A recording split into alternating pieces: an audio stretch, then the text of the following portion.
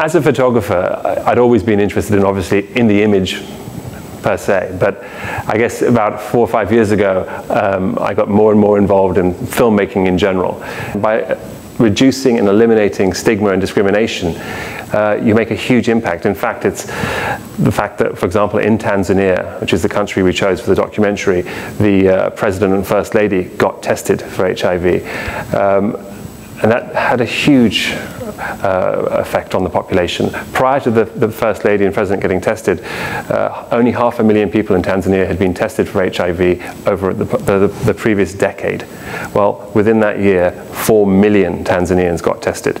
When we set out to make the film in Tanzania, one of the things that I was really looking for was how are the Tanzanians, how are the African people dealing with the illness, and on what levels, versus what we're doing in the United States. The demographics there are completely different, really, than they are in the US. But there's one fundamental similarity.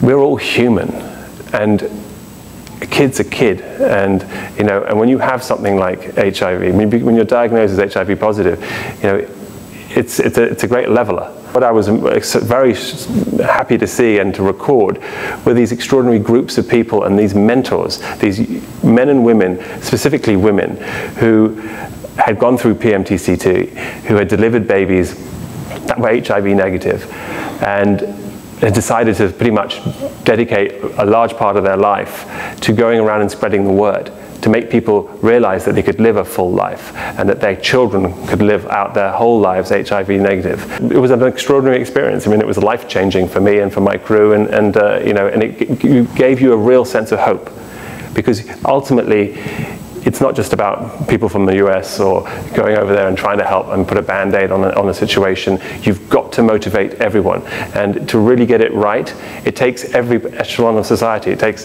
the world, the leaders of the country, down to the Masai Mara, down to teachers, doctors, everyone to get involved and to play a part.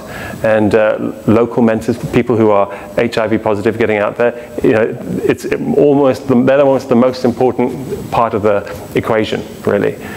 Because no one else can talk to it like they can. I have a very personal story about stigma and discrimination that's actually happened since I made the film, and I think it speaks volumes to what life must be like in a very small way for people who actually are HIV positive.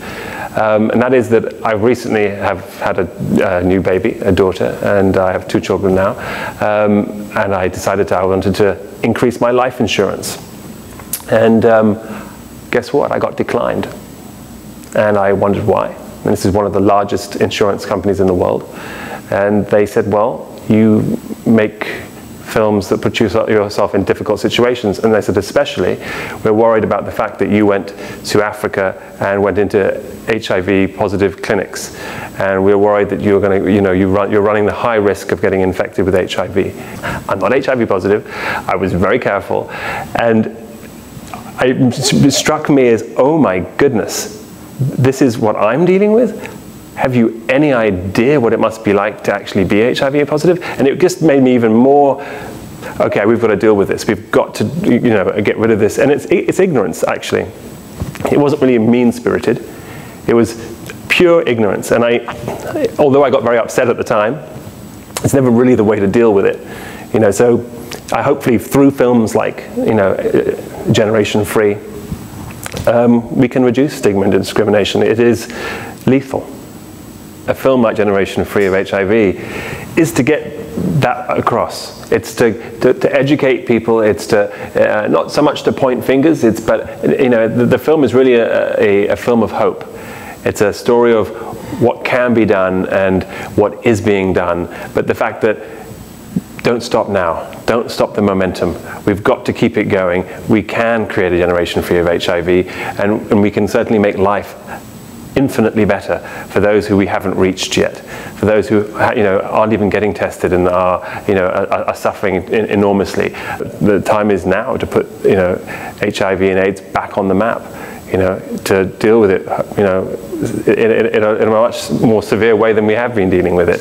And it's crucial, not just for Africa and parts of the world which are suffering, but here in the US too. I mean, you know, from talking to many young men and women who are living healthy lives, they're still suffering enormously from stigma and discrimination.